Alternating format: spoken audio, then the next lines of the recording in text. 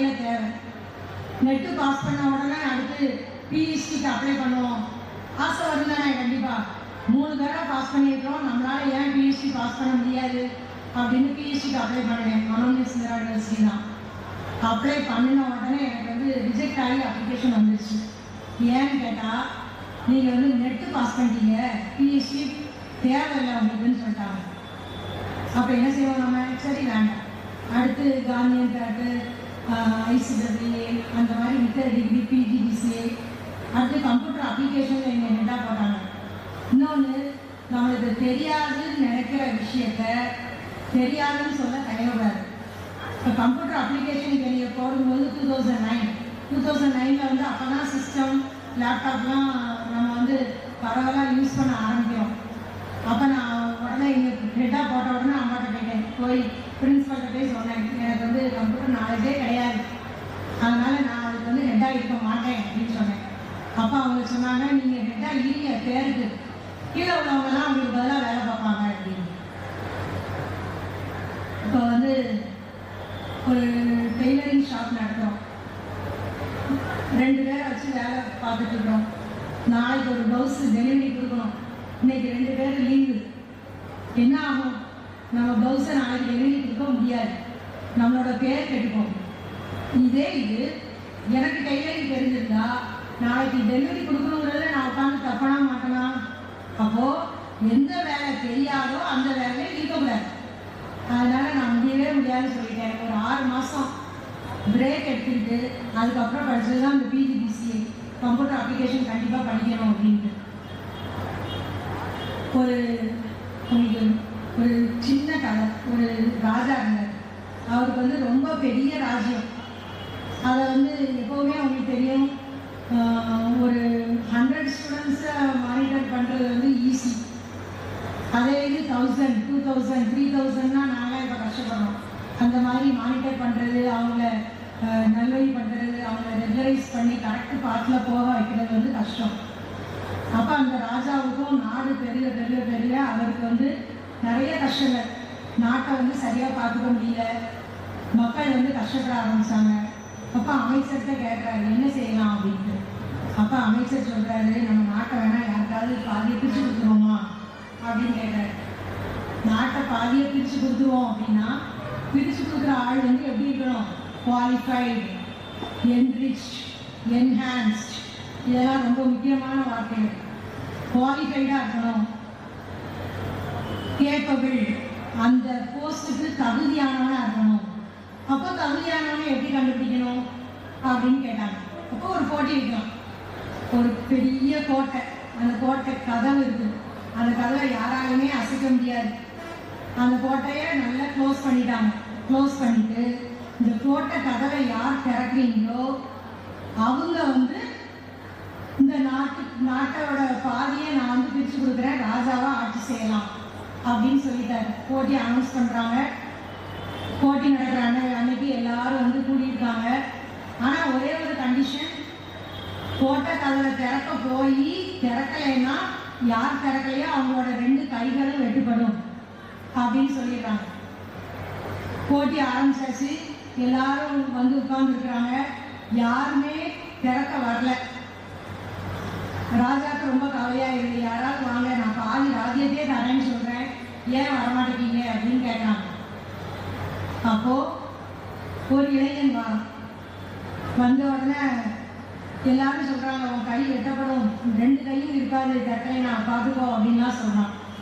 அவன் சொல்கிறான், எனக்கு வந்து நம்பிக்கை இருக்குது, நான் ஜெயிப்பேன்னு நம்பிக்கை இருக்குது, அதனால் நான் திறக்கிறேன்னு சொல்லிட்டு போய் அந்த கோட்டை கதவை கையெல்லாம் வைக்கிறான். கோட்டை திறந்துருக்கு. ஏன்னா அவங்க வந்து லாக் பண்ணவே இல்லை, சும்மா சாப்பிட்டுருக்காங்க.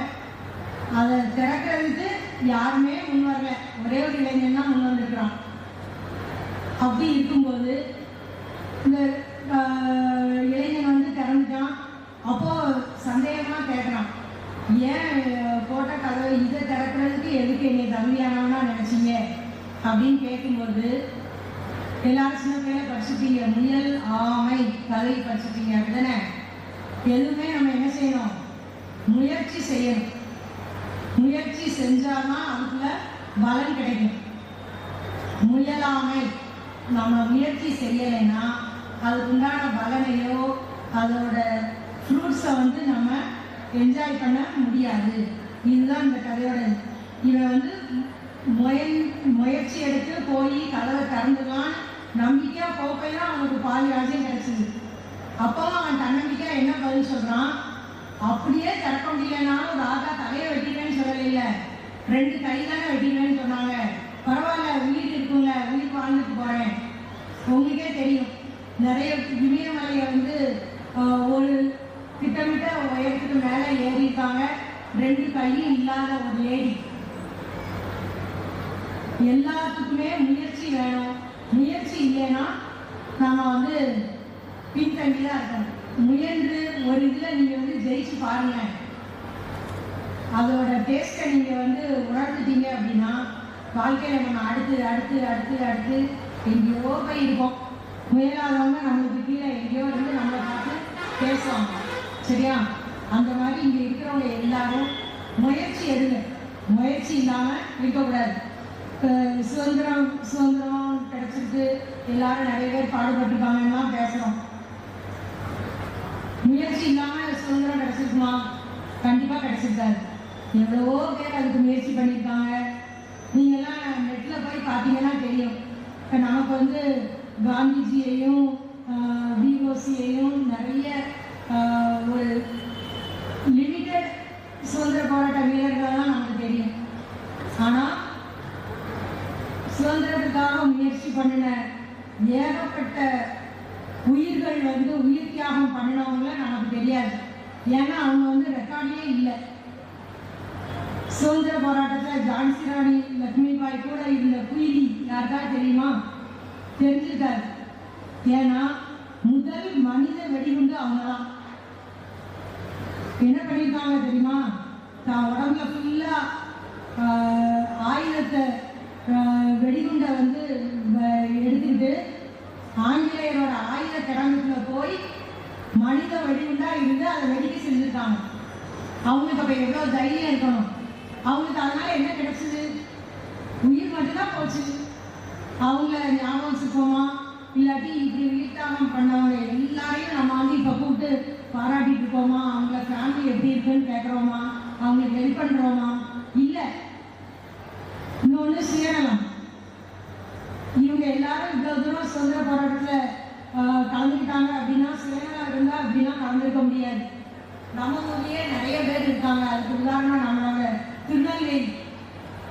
திருநெல்வேலியை சுற்றி சுதந்திர போராட்ட வீரர்கள் வந்து நிறைய பேர் இருக்காங்க. எல்லாரையும் நம்ம வந்து இங்கே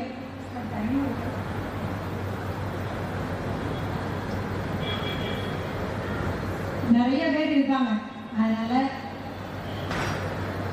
வாழ்க்கையில் வந்து ஒரு டேக் ஹோம் மெசேஜ் மாதிரி ஒன்றே ஒன்று நான் சொல்லிடுறேன். செல்ஃப் அவேர்னஸ் என்ன அப்படின்னா, தன்னை பற்றி அறியணும். நம்மளுக்கு என்ன தெரியும் தெரியாது, நம்மளோட வீக்னஸ், நம்மளோட ஸ்ட்ரென்த், இது எல்லாத்தையும் தெரிஞ்சுக்கிடணும். Self awareness. சோஷியல் அவேர்னஸ், நம்மளோட சொசைட்டியை பற்றி தெரியணும். ஸ்பெசிஃபிக் அவேர்னஸ், ஏதாவது ஒரு குறிப்பிட்ட ஃபார் எக்ஸாம்பிள் இப்போ அட்டாமிக்கில் நம்மளுக்கு வந்து நிறைய நாலேஜ் இருக்குது அப்படின்னா அதை பற்றி ஸ்பெசிஃபிக்காக நம்மளுக்கு தெரியணும். ஜென்ரல் அவேர்னஸ், அது இல்லாத இடமே இல்லை. அது இருந்தாலும் நம்மளால் வாழ்க்கையில் ஜெயிக்க முடியும். பேரண்ட்ஸ் அதே மாதிரி இன்னொன்று சொல்லிக்கிறேன். உங்கள் பிள்ளைகளை வந்து உங்கள் பிள்ளைங்களோட பேசுங்க. காலையில் பேசுங்க, மத்தியானம் முடிஞ்சால் பேசுங்க, ஈவினிங் பேசுங்க. ஸ்கூல் காலேஜ் போயிட்டு வர்றாங்களா, வந்த உடனே பேசுங்க. என்ன நடந்ததுங்கிறத கேளுங்க. அவங்களுக்கு வந்து ஷேர் பண்ணுங்க. உங்கள் வாழ்க்கையில் நடந்ததை ஷேர் பண்ணுங்க. அவங்க கூடவே இருங்க. அதுதான் நீங்கள் அவங்களுக்கு கொடுக்குற கிஃப்ட். அப்படி நீங்கள் அவங்களுக்கு கூடவே இருந்தீங்கன்னா அவங்க உங்களுக்கு கிஃப்டாக கண்டிப்பாக மாறுவாங்க. எந்த செயல் செஞ்சாலும் அவங்க கூடவே இருங்க. அவங்கள வந்து அவங்களுக்கு நல்ல விஷயங்கள் எல்லாத்தையும் ஷேர் பண்ணுங்க. தவறு செய்கிறாங்களா கண்டிக்க தவறாதீங்க. மெயின் இப்போ வந்து நம்மள்கிட்ட உள்ள வைரஸ் வந்து செல்ஃபோன். அந்த செல்ஃபோனை கண்டிப்பாக ஒதுக்கி வைங்க. ரைஸ் ட்ரெயினாக கேள்விப்பட்டிருக்கீங்களா? ட்ரெயினில் போகும்போதே பக்கத்தில் இருக்கவங்க பேசிக்கிட்டே போவாங்க. இப்போ யார் பேசுகிறா? எல்லாரும் அவரவர் செல்லை தான் நோண்டிட்டு இருக்கிறோம். அப்போது உங்கள் ஊரில் நடக்கிறது எனக்கு தெரியாது, எங்கள் வீட்டில் நடக்கிறது யாருக்குமே தெரியாது. அதனால் மனிதர்கள் ஒருத்தரோட ஒருத்தர் நல்லா பழகணும். நான் சொன்ன அவேர்னஸை உங்கள் டேக்கோ மெசேஜாக எடுத்துக்கோங்க. பேரண்ட்ஸ் பிள்ளைங்களை கண்டிப்பாக கண்டித்து வளங்க. கண்டிக்கிற பிள்ளைங்க தான் பிற்காலத்தில் திறமசாலியாக நல்ல பார்ப்போற்றும் நல்லவர்களாக வாழ வாய்ப்பு உண்டு. என்னோட பர்சனல் லைஃப்ல இருந்தும் நான் காலேஜில் இருக்கிறதுலேருந்து ஒரு சின்ன சின்ன உதாரணம் தான் சொல்லியிருக்கேன். உங்களுக்கு டைம் நிறைய இல்லை. அதனால் நீங்கள் இதே ஸ்கூலில் படித்தவங்க நாளைக்கு இதே ஸ்டேஜில் ஒரு அலுமினாவாக ஒரு ஃபங்க்ஷன் அட்டன் பண்ணணும். அதுதான் இந்த ஸ்கூலுக்கு பெருமை. இந்த ஸ்கூலுக்கு உங்களால் பெருமை வேணும், இந்த ஸ்கூலால் உங்களுக்கு பெருமை வேணும் அப்படிங்கிறத தெரிவித்து பெற்றோரும் உங்கள் பிள்ளைங்களோட நல் வளர்ச்சிக்கு உறுதுணையாக நீங்கள் இருக்கணும் அப்படின்னு கேட்டுட்டு என்னோட உரையை வச்சுக்கிறேன்.